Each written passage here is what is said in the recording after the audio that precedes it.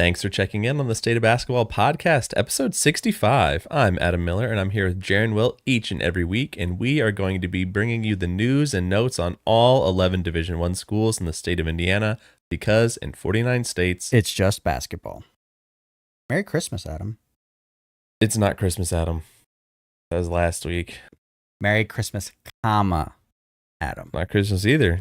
But it's post-Christmas. I mean, if the audio listeners are listening to this essentially on New Year's, Adam. So it's probably, this won't be our 2025 episode, but this will be our last 2024 episode that we record. So 2024 was a good year for the podcast, for the show. But not for us individually. I mean, we're just we're just entities. Man, you had a kid in 2024. That's a pretty big deal. I did. A second. Yeah. Child. Yeah. Now they know. Probably already knew that because I've talked about my life. Unfortunately.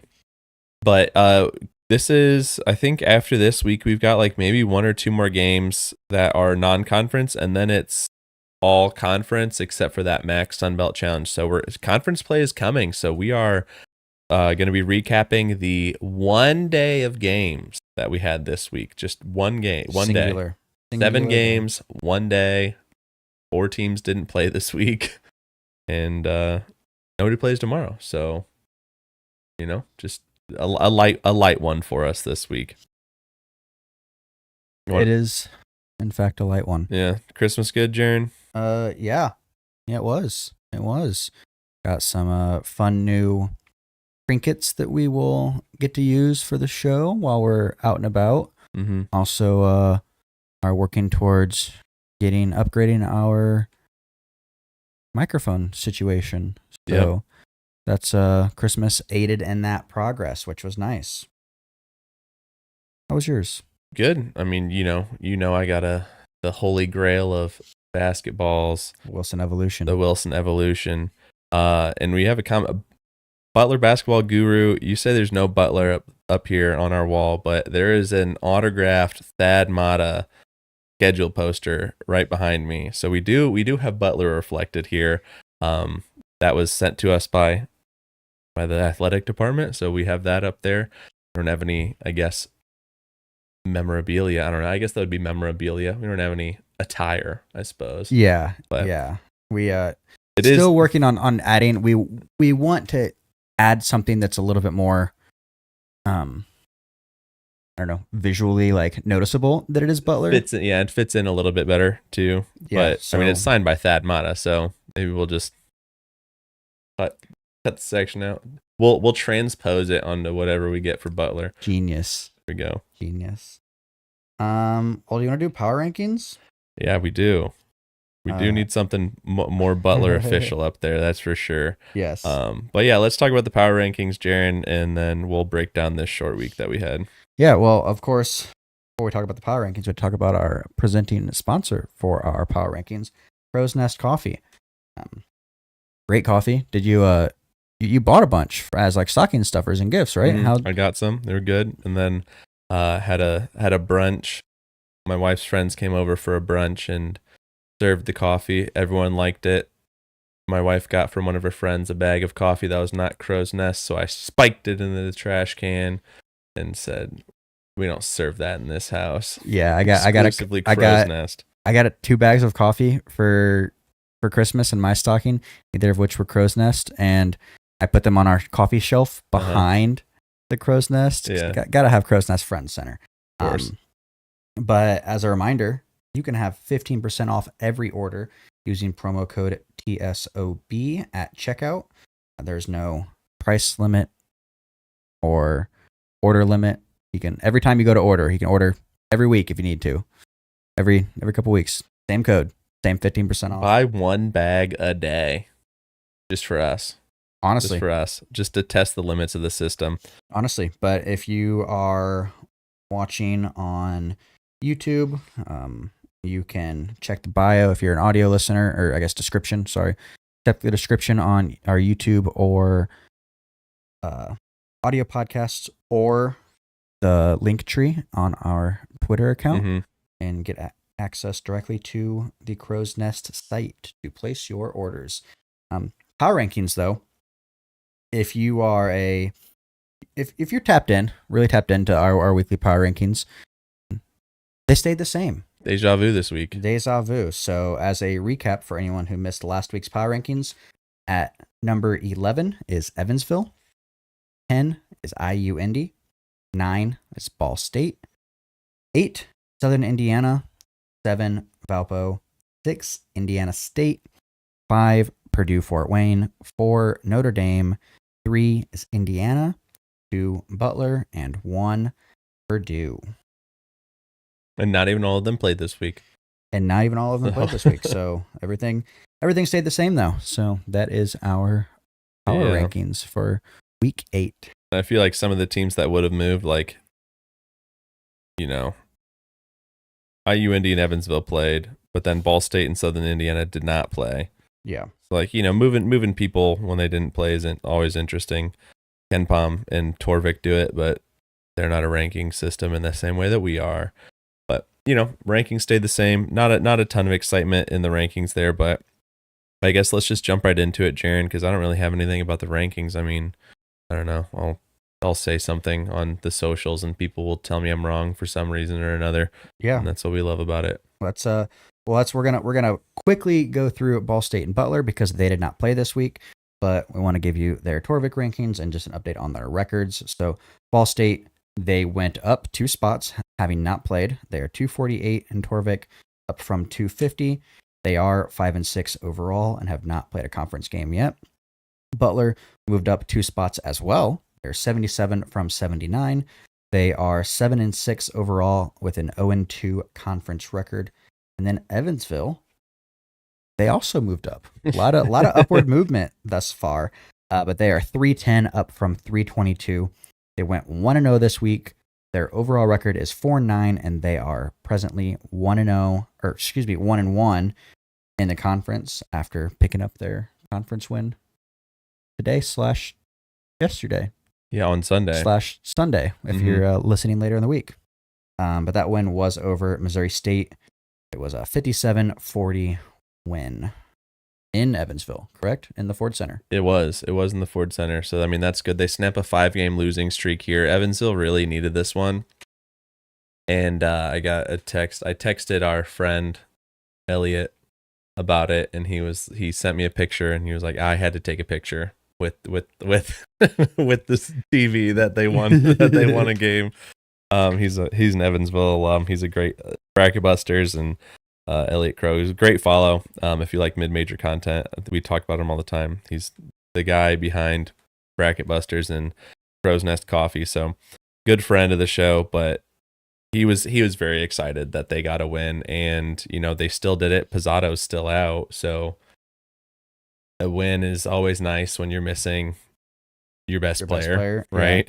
Yeah. I mean, I think this is a huge momentum boost for them because things over the last couple of weeks have been looking a little bleak, and the fact they got a 17-point win, that's a pretty wide margin. So, happy for them. Yeah, I mean, they definitely needed it, especially the beatdowns that they've suffered.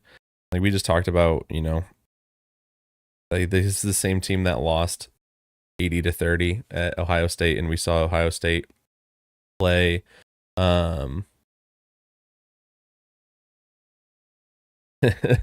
we saw Ohio State, play Indiana State and win by 20 today, but excuse me. Cam Hafner was great. He won did you see he won the hard body award, body belt afterwards, which I think is deserved. He was really good and played all 40 minutes. He and Tayshawn Comer both did. So good for them getting a win, and hopefully this will be a step in the right direction because their schedule does not lighten up because the MVC is always hard. Yeah. Yeah, it's a grueler. At least they didn't have the same conference start that Valpo had. We'll talk about that a little bit later, but first couple of games of the season for Evansville, gotta keep that momentum going. I guess first couple of games of the new year. Yeah, for sure. IU, they went down They went down this week. They went from 50 to 56. They went 1-0 this week, though. They're 10-3 overall, 1-1 in the Big Ten, and they are Big Ten from here on out. So they won today over Winthrop, 77-68, and I don't know what to say about that. I just don't know where to begin. Well, I'll begin by saying that they have won 43 straight games against non-power conference opponents in Simon Scott Assembly Hall, dating back to 2017. So it might not have been technically Simon Scott Assembly Hall back then. I can't remember when. I have no idea. I can't remember when the naming rights were added. It's in the last 10 years, but I don't exactly remember which year. But Assembly Hall, either way. So 43 straight wins against non-power conference opponents at home. Who was even the best team that came into Assembly Hall in that time frame? I don't want to talk about it. I don't know. I genuinely don't know. Probably Purdue Fort Wayne. Well, I mean, no, that would have been. Well, they had before. They had North Carolina, but North Carolina non-power conference. Oh, non-power conference. Non-power conference. Okay, so mid majors. So maybe that is dating back to losing to Purdue Fort Wayne, or didn't they lose to Indiana State? Was that in 2017? It's one of those two because they lost to both. I'll find out real quick. So, I'm sure one of our Indiana State friends or Purdue Fort Wayne friends is screaming, but this team cannot shoot the ball, man. They cannot shoot the ball. Luke Goody was 1 for 9 from 3, and the team was 1 for 20. It's like no better than last year. They're shooting more attempts generally than last year, but they just literally cannot make them, and I don't know, and I'm not going to entertain any of the conspiracy theories that are out there on Twitter about why they aren't making them. But I don't know. What was your impression from this game?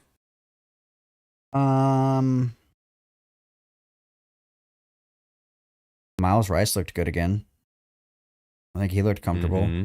I wanted to see Ballo didn't play, right? So I wanted to see what it would be like with only having one big on the court, and I don't think it made a difference. I almost wonder if it was worse just by looking at it. I don't know. I mean, they came out so flat last game, right? Yeah. Before Christmas break, it looked like they were just checked out for Christmas, and then it looked like they had not really come back like from break. Yeah, I mean, there were sparks of life throughout the game. Like when they did it successfully, it was great. Like fast break points, getting up the court fast. It was like, okay, like this is good.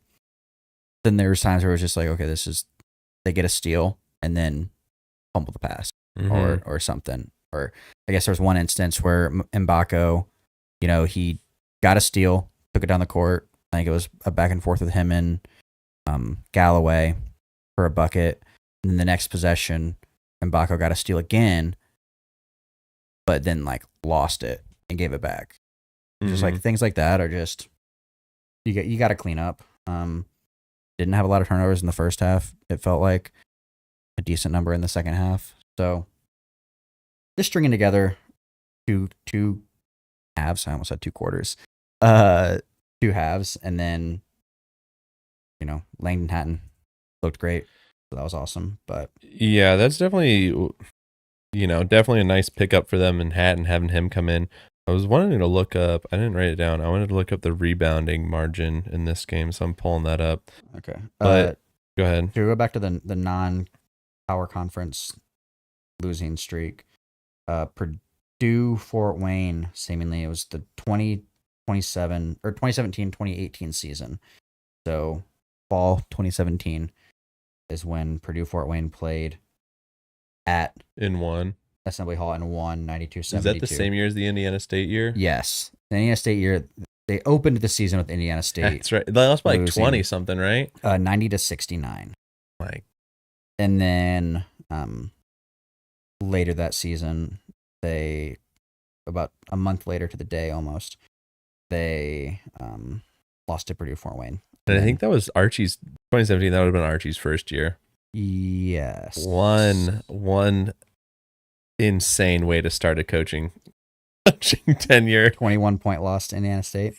Yeah. So that's going back to that. You looked up the rebound margin though? Yeah, they out rebounded Winthrop by like 5 or by 6, I think. 7. I don't know. Just I don't know. Effort. The teams, I'm not really impressed with the team. I think the team's not panning out to be what we thought it was going to be in the offseason. And what we thought it would be on paper. So I'm very interested to see how this team is going to fare when it comes to conference play, because it maybe, what were we talking? Which team was he talking about? Where was it Butler when they play super well against good teams and then play super terribly against bad teams? I think it was Butler, because Butler's played, played really well against like UConn and stuff, but then they played terribly against like Austin P.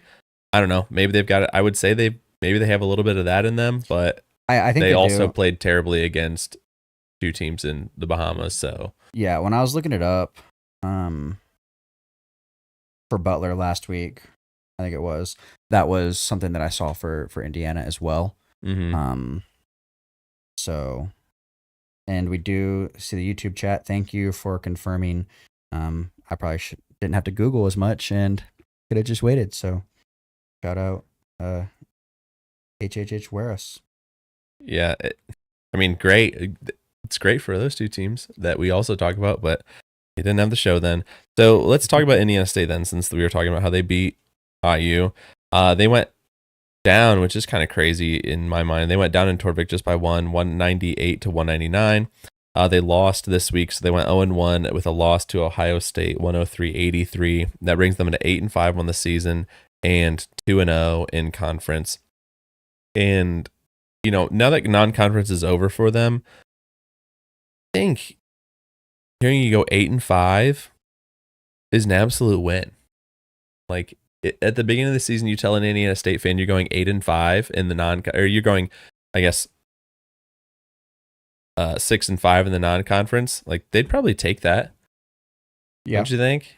It's given how they lost like 91% of the production from last year. 91 to 93%, something like that. Yeah. Yeah, I think you absolutely take that. I mean, there was, especially given how they're playing lately, like obviously this is a loss, but they were in it at halftime.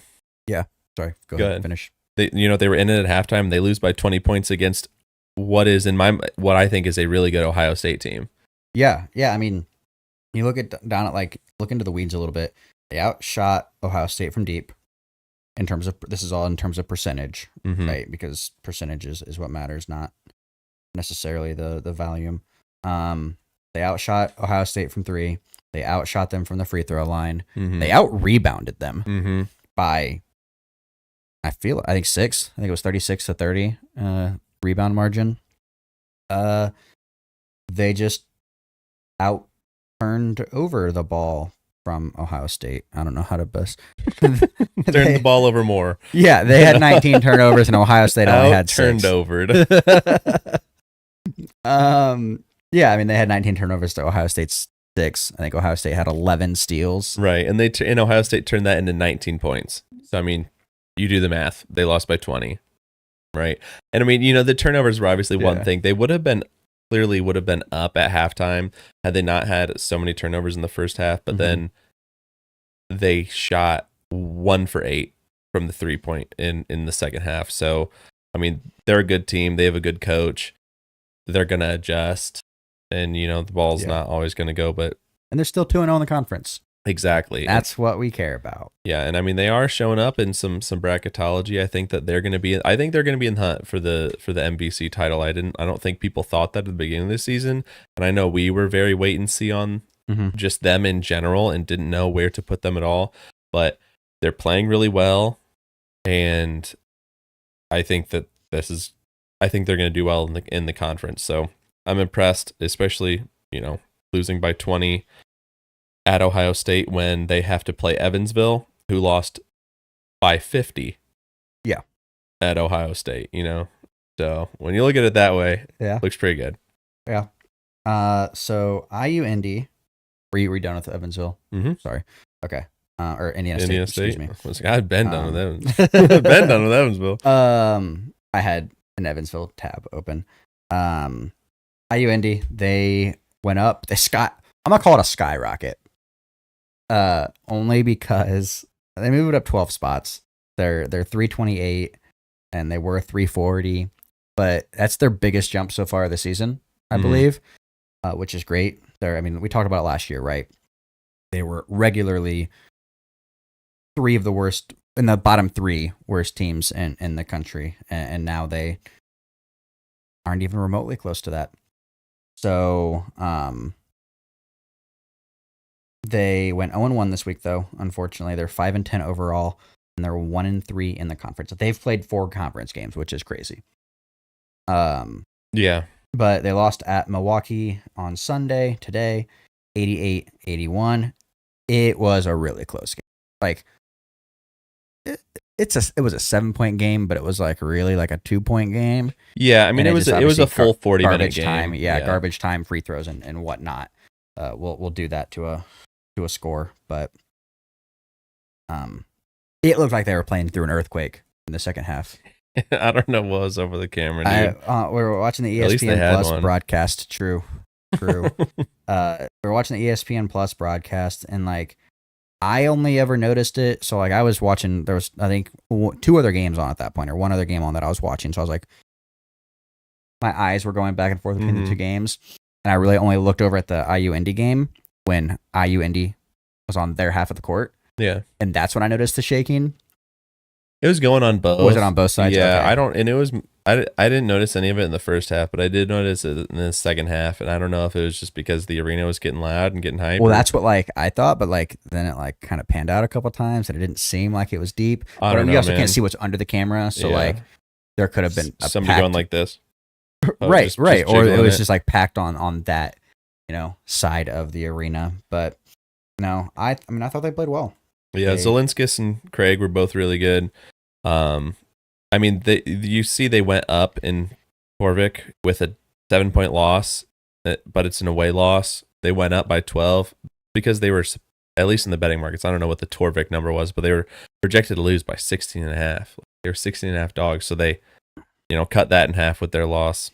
I think that's why they went up. And Milwaukee's a front runner for the Horizon League too. Mm-hmm. Like they're undefeated, right? They're undefeated in the conference now. So I mean that's a good sign for IU Indy. They competed for 40 minutes with one of the best teams in the conference, and they're going to be able to compete with anyone in the Horizon League in my mind. Just the way that they play and how hard they play, and just like how well coached they are by Casaro. I think that they just are still just adjusting a little bit, and we saw it last year all the time with Purdue Fort Wayne, where they're in a game or they're up and they just lose a game down the stretch. Yeah.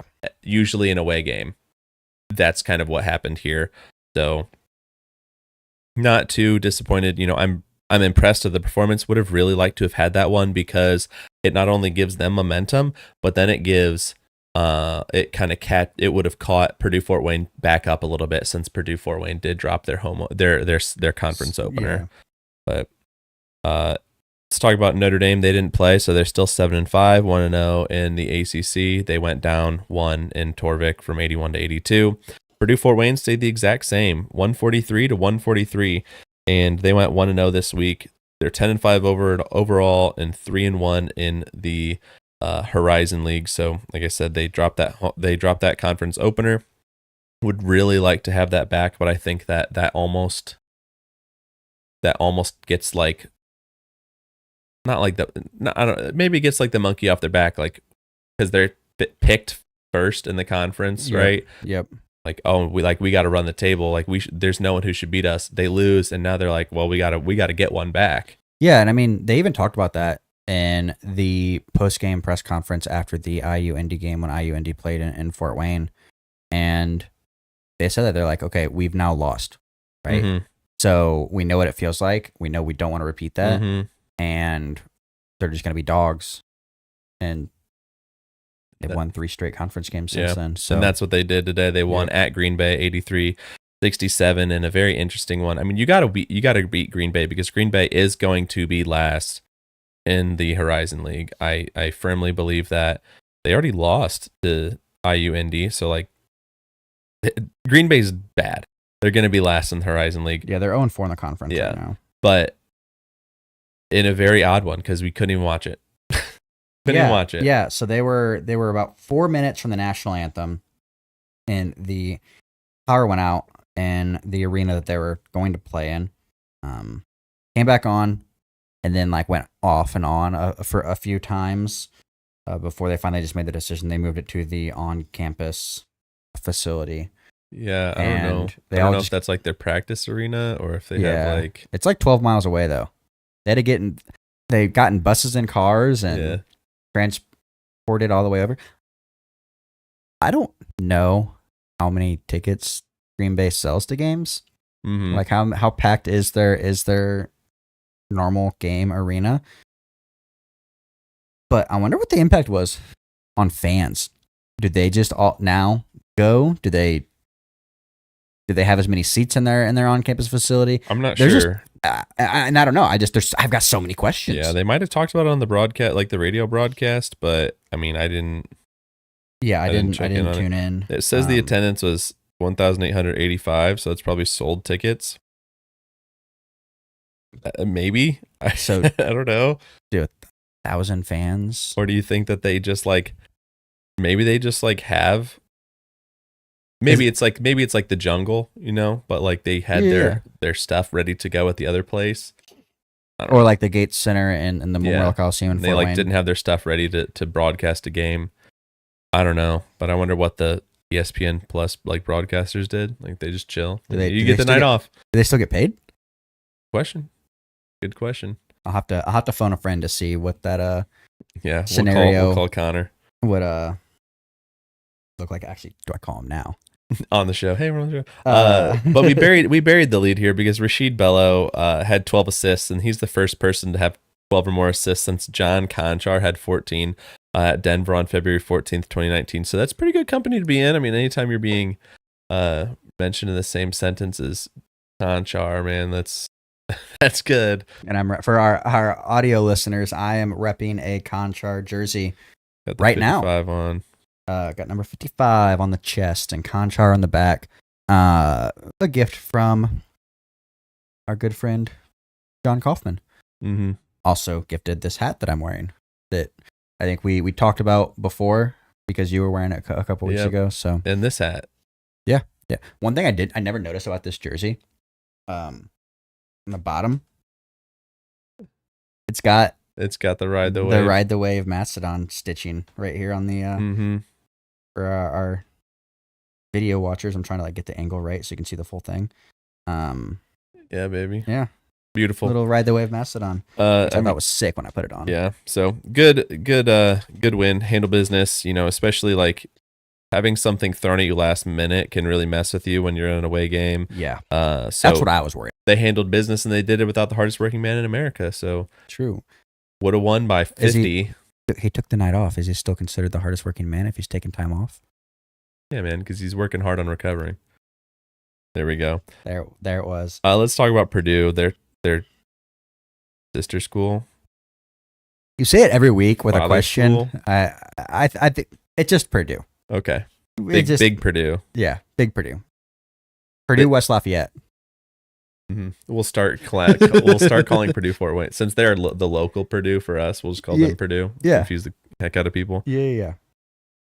They went down in Torvik. One Crazy. spot. They're 27 from 26. That was with a win this week. It's because they didn't cover. Probably right at the end. It was so they won't want to know this week. I guess only one game. This day, yeah. They're 9-4 overall. They're 1-1 in the Big Ten, and their win was over Toledo, 83-64. Did you see Miles Colvin at the end go for that windmill dunk? Yes. And then miss? Yes. You think he's running Mackey tomorrow? I know if Rayfield was on the team, he would be. No, sorry. If Rayfield was on the team, he'd be running Mackey's tonight. Almost guaranteed. Almost certainly. Yeah, I saw that. And then Lawyer got fouled on that play. So Lawyer went to the crazy. line. And it was a wide open. He went for the windmill dunk / kind of reverse. It was too much. That's what it was. He did too many different motions, I think, for that moment. And Painter was already sitting down, right? Like, the game was over. Yeah. And Lawyer went to the line. I was just they brought in some of the walk-ons to empty the bench. And I was just waiting for Miles Colvin to walk over to the bench. But I just think that he's in that unit that would have been on the court anyway, so you can't. And obviously it was a moment for Braden Smith and TKR to like walk off and get their celebrations. Yeah. But I was just waiting for him to get pulled. They were up 20 and the line was 21.5 and he missed it. And I was like, kidding me. And they ended up not covering anyway. But yeah. Braden Smith, career high, 34 points. Huge. I had this stat down. The only other person to score, so Trey Coffin-Wren and Braden Smith and Fletcher Lawyer, obviously, the big three for Purdue. Yep. The only other person to score in the first 28 minutes of the game was CJ Cox. 28 minutes. It was that. It was one CJ Cox bucket. And then the next person to score came with 12 minutes left in the game, and it was Caleb First when he got fouled and hit 2 free throws. Yeah, the bench had 9 points.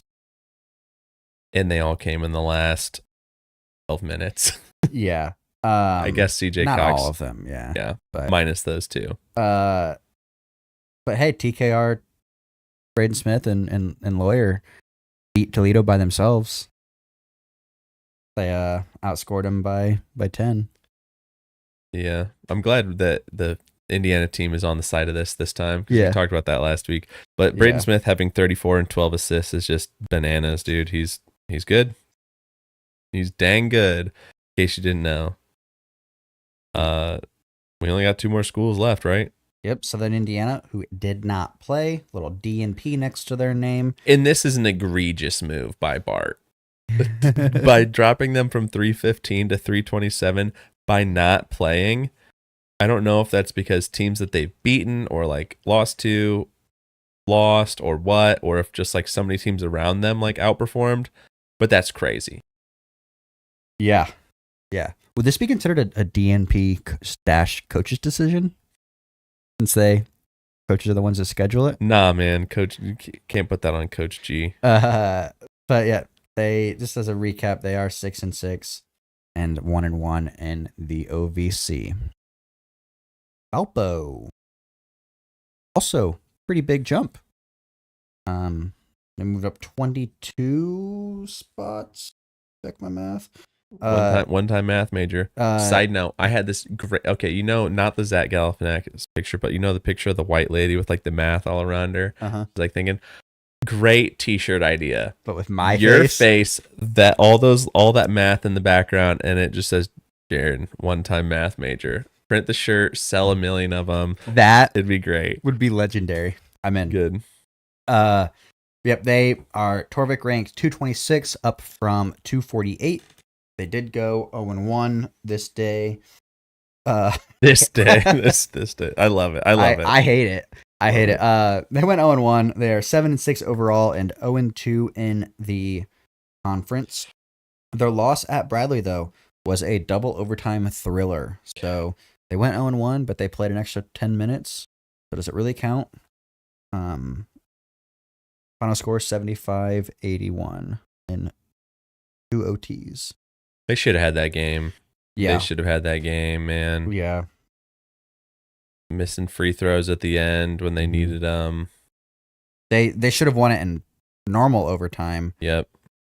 But De La Cruz Monegro missed the front end of his 2 free throws, hit the second one, which tied it at 71 all, I believe. Yeah. That's a tough situation to happen. But like, what's crazy? So Allright fouled out in overtime.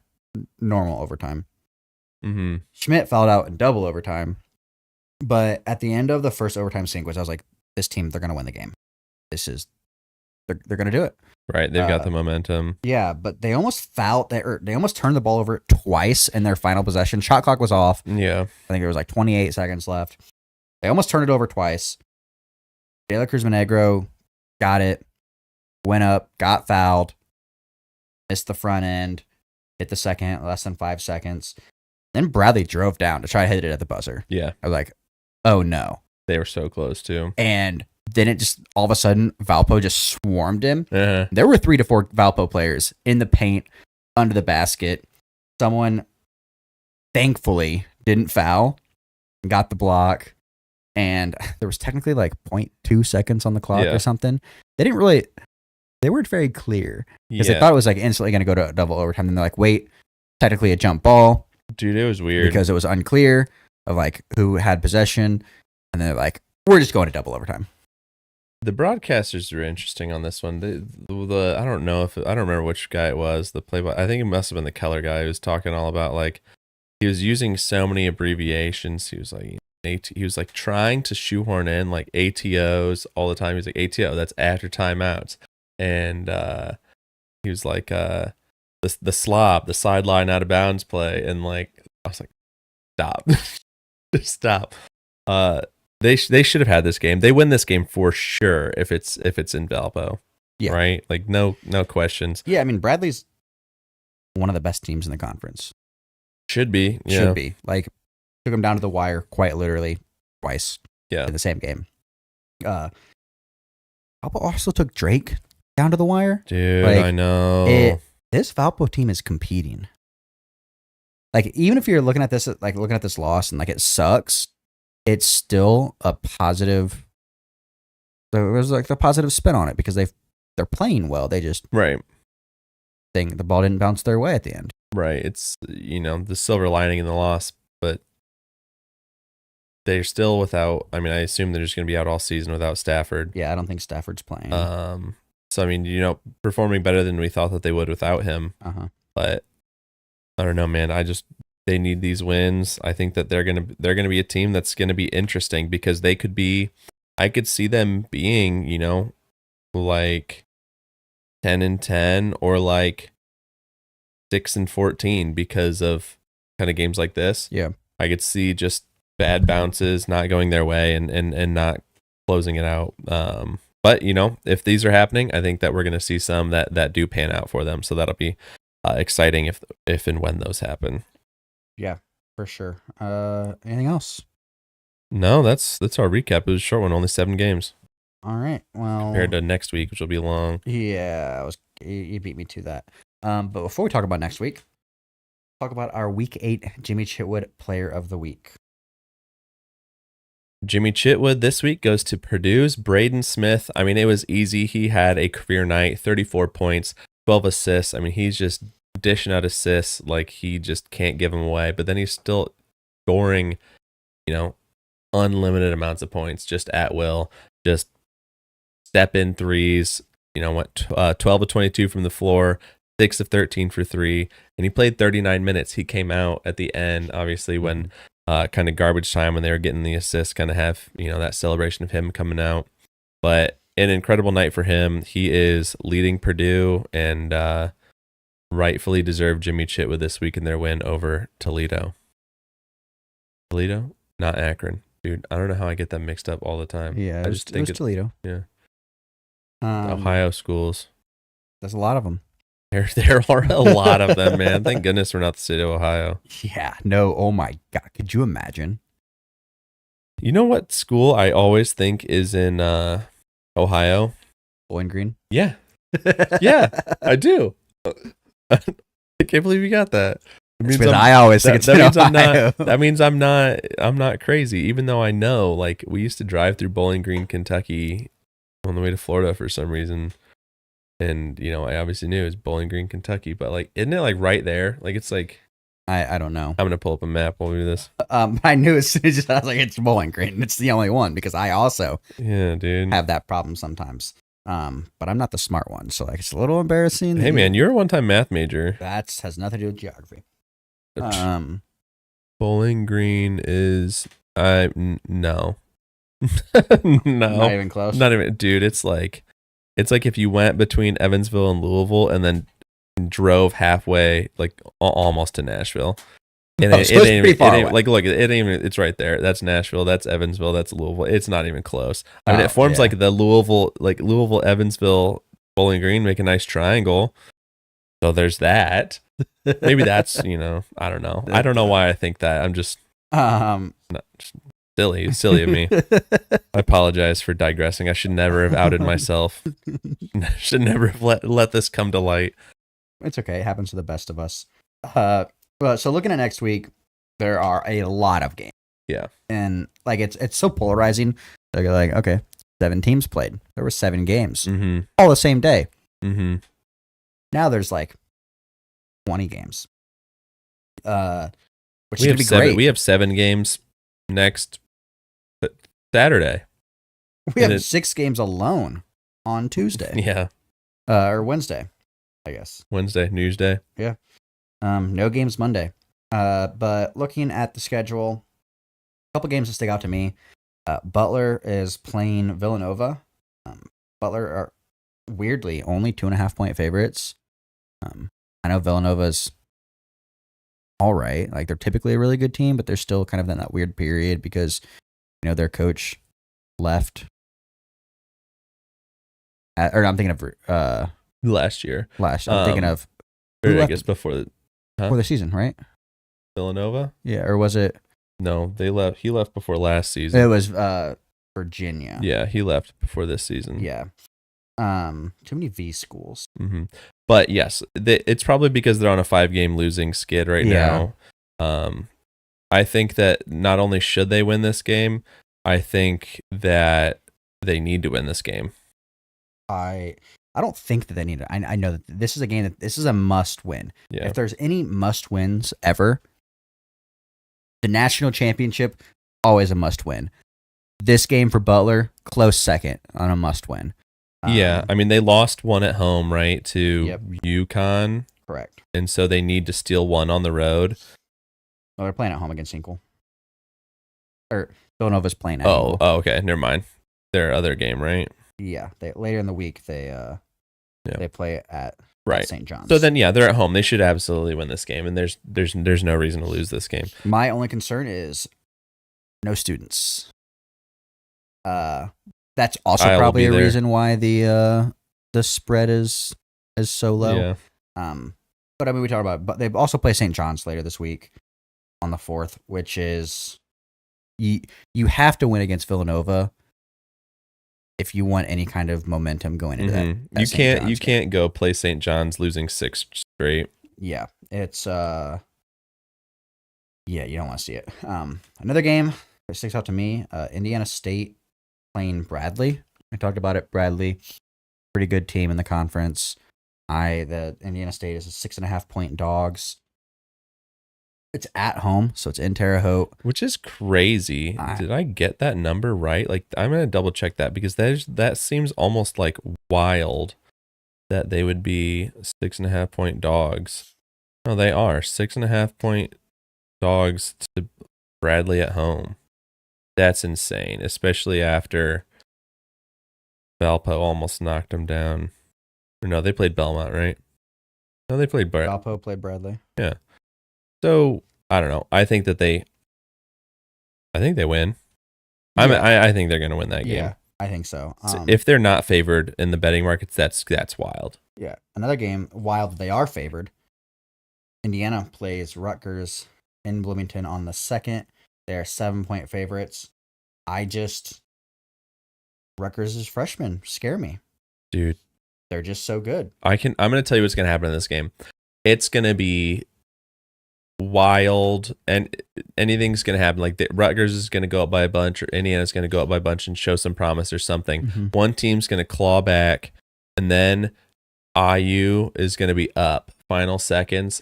Dylan Harper going to drain a half-court 3 or a step-in 3-pointer and win the game. And then he's going to do his brother's celly on at Assembly Hall. Yeah, that's yeah. I didn't want to put it out in the ether. I didn't want to speak it into existence, but that was in the back of my head. It's haunting me. What games stand out to you? Obviously, Evansville playing Indiana State at home. Mhm. So Indiana State's going to Evansville. That's on Saturday at 2 p.m. Indiana State's 3-point favorites there. I think that Feels right. Yeah, I mean, I think Evansville's really gonna have to. They're gonna have to get Pizzato back, and they're gonna have to play like a perfect game to win this because Indiana State is got a lot of momentum on their side, depending upon what happens at Bradley.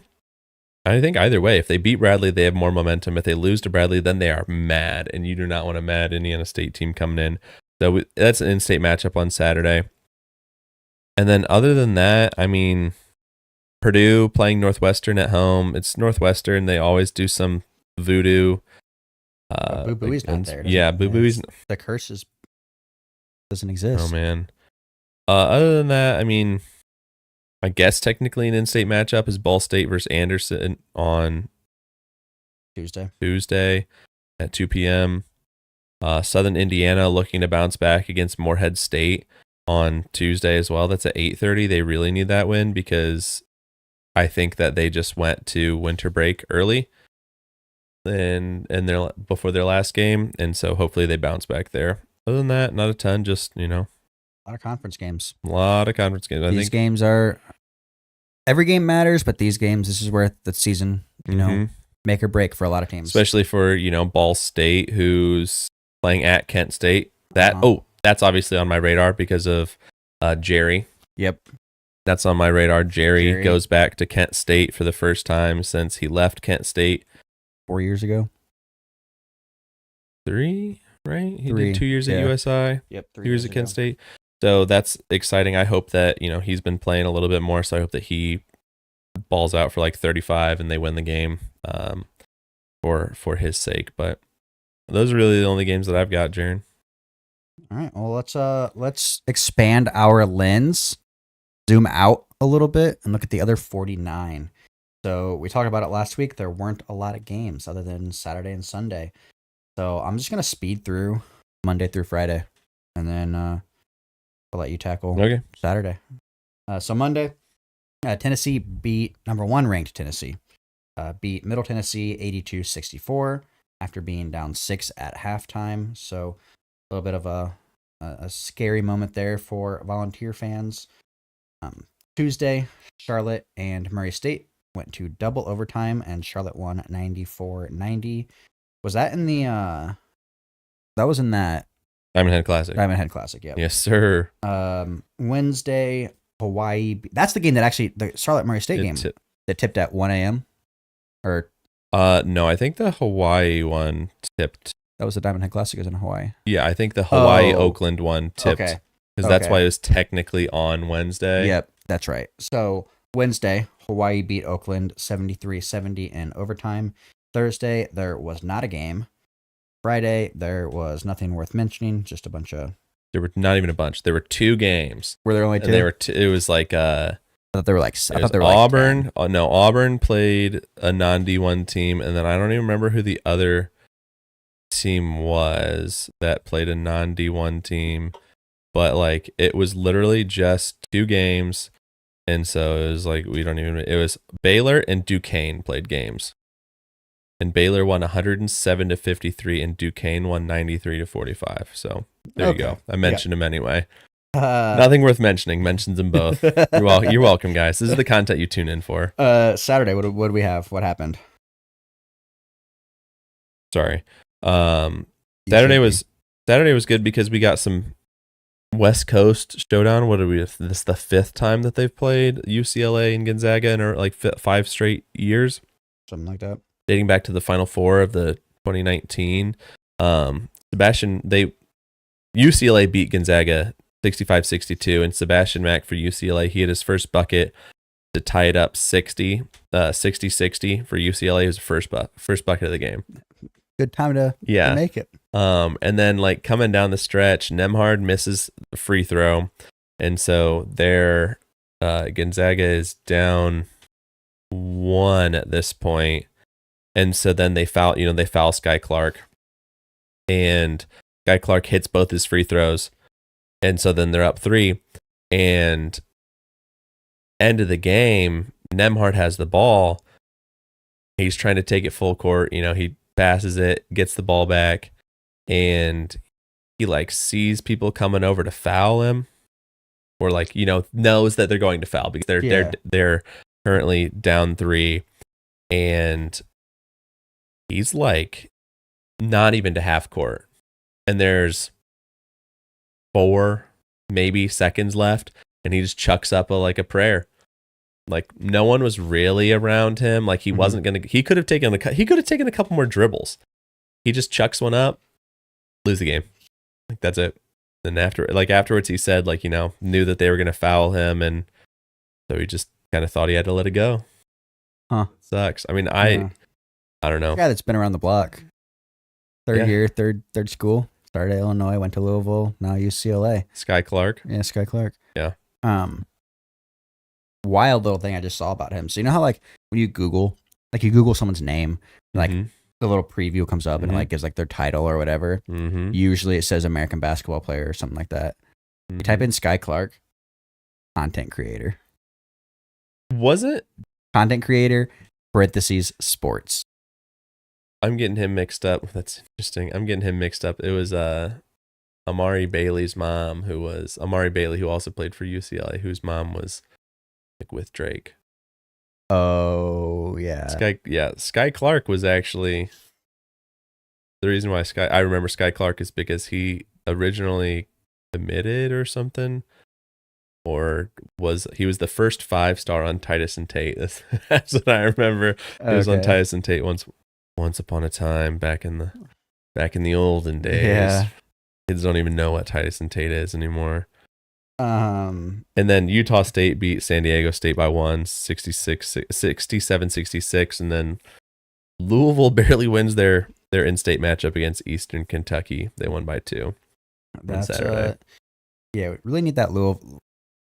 We need Louisville to like kick it up and go on a run. By we, you mean Indiana University fans? Well, because Indiana is an extension of us. So I would say that about any team. I'd say we. Right. But yeah, Indiana really needs Louisville to do something this season. And then, other than the 7 games we talked about today, for today, we talked about for Sunday with Indiana. Drake beat the Brakes off of Belmont, 65-46. So. Yeah, I mean, just Drake, like, again, we need somebody to knock Drake down. Yep. So that other people can contend.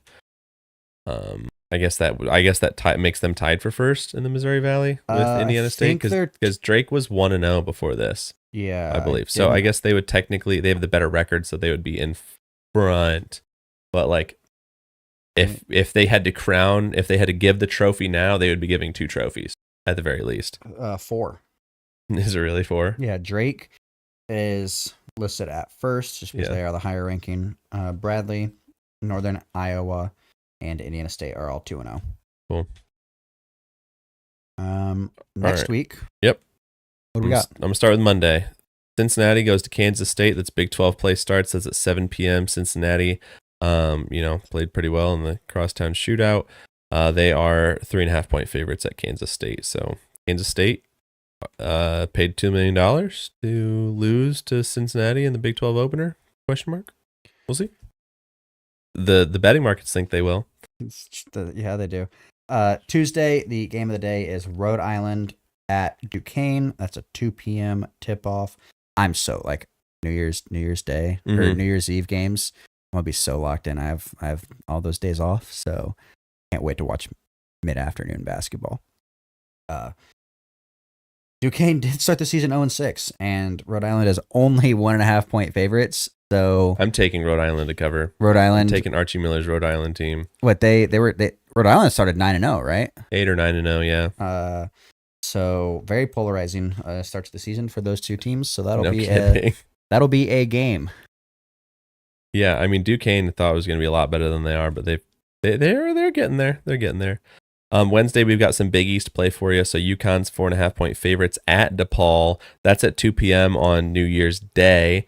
So I mean Holtman and DePaul have been playing. I guess Holtman hasn't been playing well, but Holtman has DePaul playing pretty well. So how will UConn do with this new DePaul? That's not a automatic win. Probably fine because it's not in Hawaii. And it's that's that's pretty much not in Hawaii. Thursday, the game of Wait. This is old news, but did you see the picture of Dan Hurley like with his arm around the ref in one of their games from like I think it was last week or 2 weeks ago, I guess. He literally was like, oh, they're like, oh, Dan Hurley's back. He was like had his arm around the ref. Remember when Mike Woodson got a tech for trying to touching a ref's back to get his attention? Yeah. We're just gonna move past that. Just like I kind of want to. Yeah. Ridiculous. I don't understand it. What was it? Thursday. Illinois plays at Oregon. Oregon are 2.5-point favorites. That game is the late one, fellas and ladies. Welcome to the Big Ten. 10 p.m. Welcome to the Big Ten. This is the first trip out west for Illinois. And I mean, that's just got serious, I think, conference title implications for both these teams because they're at this point favorites to win the conference. So it shall be a good one. On Friday, we've got more A10 basketball for you. We've got St. Joe's goes to St. Louis at 9 p.m. The A10, Josh Schertz, they've been kind of struggling. Avila has been having like some ankle injuries. They've been having some injuries there. So I know that some Indiana State fans are like hate watching St. Louis. I'm not hate watching St. Louis, but I just think that this could be an interesting game. And, once upon a time coach at Indiana State. Yeah. Well, I talk about Saturday. Want to do me a solid? Hand me one of those bad boys. Yeah. So Saturday is we've got Florida at Kentucky.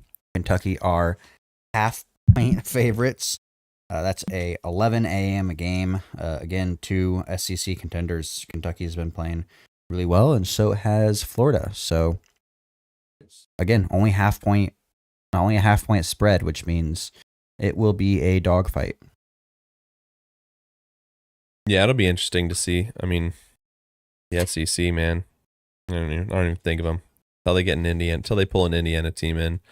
Evansville would be the only one that they could take, but Kentucky would never allow it after Kentucky / Arkansas would never allow it after they got beat down by the Aces. Sunday, our game of the day is FAU. They're 1.5-point favorites at East Carolina. It's at 1 p.m. And I don't know. It just spoke to me. It's an American game. FAU has ties to Dusty May, who has Michigan ties to Indiana. Yeah. You can string a web. There. You can string a web there, but I don't know. A 1 p.m. game. Just turn on basketball on Sunday. But those are our games of the week, and tune into the Indiana games first. What about our guess the game of the week? I'm 3-4. You're 2-5. Yes. And I think it's your week to go first.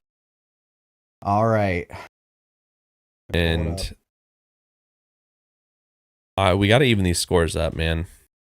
Yeah. Well, I think this is a week that it happens. Oh God. I think this is where it happens.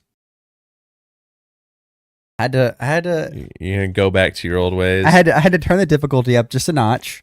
Great. I didn't even get the last two. No, I got 2 weeks ago. Yeah. I almost got last week was a layup. Last week was I thought relatively easy compared to like how I started the season. Yeah. Last week half of it was like a layup, but then the other half was like a layup, yes, if you just shoot a fish in a barrel on the other team. What's funny is I was gonna make the fish in a barrel analogy. Really? Literally just in that moment. Heck yeah. Why we're here, man. All right. Well, my guess the game of the week is we've got Captain Jack Sparrow facing off against Commodore James Norrington. Testing your Pirates of the Caribbean knowledge. Oh my God. Who are the Commodores? Oh no. This is not a good start. Who are the Commodores? Is Vanderbilt the Commodores? To clarify, yes, Vanderbilt is the Commodores. But to clarify, I was just using his title. James Norrington. He was a captain. He was a Commodore. His role changed several times throughout the Pirates of the Caribbean franchise. It's just his. I was using that as a potential indicator, so you knew who James Norrington is, to try and refresh your memory a little bit. No way. You just gave me the title, and then it wasn't even leading to the thing. Give me the clue again. Now I got to rethink this whole thing. Captain Jack Sparrow. So Jack Sparrow facing off against James Norrington.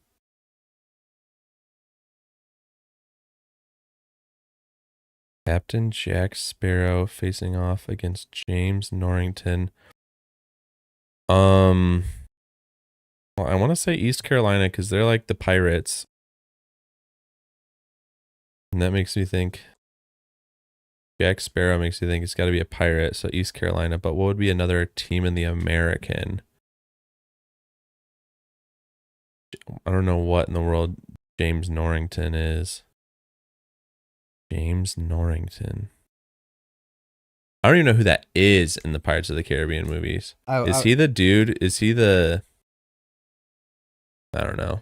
I don't even know who he is. I'll give you some lore to help you out. Okay. So Elizabeth Swann, right? Yep. She was the king, or the like. He's the British dude. Head guy, and James Norrington was the head British soldier that was always trying to go after Jack Sparrow. He's the guy who grabs his compass at one point or something. I don't know. This isn't gonna work because they're not in the same conference. I'm just gonna say East Carolina, JMU. It'll be the second time I guess JMU. It is just because James and Pirates and Captain Jack Sparrow. You were on the right track. It was Seton Hall, Pirates at Xavier, Musketeers. Soldiers in the army. They had musketeers. They were shooters. So Seton Hall at Xavier. That is, once again, we're back to it, folks. We're back to it. That is 2 p.m. on New Year's Eve, Tuesday, December 31st. All right, let me update my record. 3 and 5. All right. Here is your clue. Just for the people at home, if you made it this far into the episode, just compare my clue to Jaren's clue. Just please. My guess the game this week, I have 2 words for you, Jaren. Purple trees. Is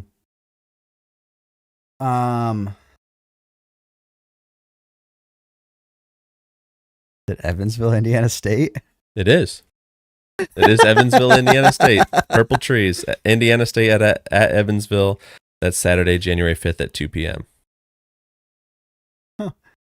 You really wanted me to get a win, didn't you? I was thinking that maybe I could throw you off, but... Well, Stanford is... the cardinal. Yeah. Their tree. Mm-hmm. Is who I went to first, only because I was looking at a Stanford game for mine. I was looking at... Quickly trying to pull up their someone in the ACC. All right, I haven't looked at this. I'm gonna guess a random ACC team. Georgia Tech. No, it's Clemson. Oh, orange trees. Which would have made me think Florida at that point. But yeah, no, I was trying to think of what do I say for Clemson, or for Stanford Clemson, and couldn't come up with anything. My other one was going to be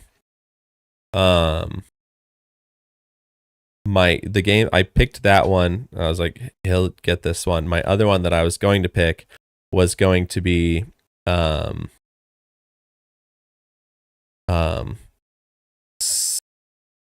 citrusy Native Americans.